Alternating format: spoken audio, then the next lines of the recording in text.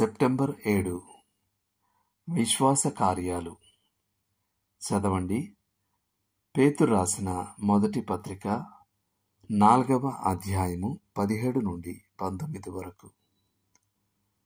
కాబట్టి దేవుని చిత్త ప్రకారం బాధపడువారు సత్ప్రవర్తన గలవారై నమ్మకమైన సృష్టికర్తకు తమ ఆత్మలను అప్పగించుకొనవలెను. పేతురు మొదటి పత్రిక 4వ అధ్యాయము 19వ వచనం.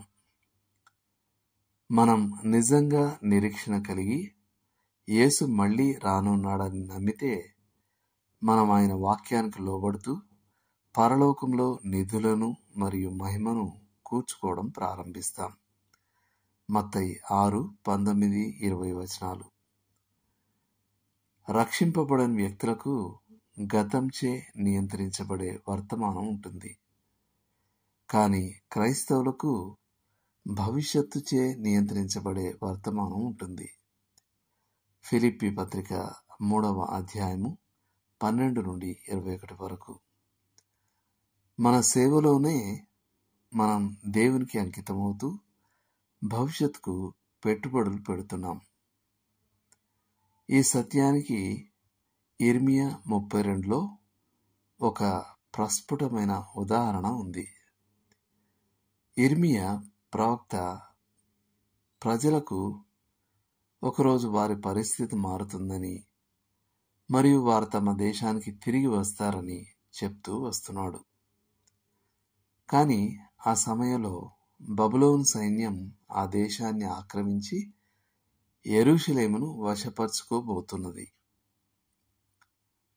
ఇర్మియా యొక్క బంధువు హనమేలు శత్రు సైనికులు ఆక్రమించిన కుటుంబ భూమిని కొనుక్కునే అవకాశాన్ని ఇర్మియాకి ఇచ్చాడు. ఆ ప్రవక్త తన మాట కోసం డబ్బు పెట్టాల్సి వచ్చింది. అతను అలా చేశాడు కూడా. విశ్వాస కార్యంగా అతను ఆ భూమిని కొని నిస్సందేహంగా యెరూషలేము ప్రజలకు నవ్వులాటగా మారిపోయాడు. కానీ దేవుడు అతని విశ్వాసాన్ని గౌరవించాడు. ఎందుకంటే ఇర్మియా తాను ప్రకటించిన వాక్యానుసారం జీవించాడు.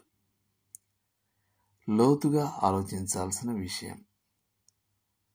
మీ వర్తమానం ఎలా మీ గతంచే నియంత్రించబడుతుంది? అది భవిష్యత్తుచే ఎలా నియంత్రించబడుతుంది?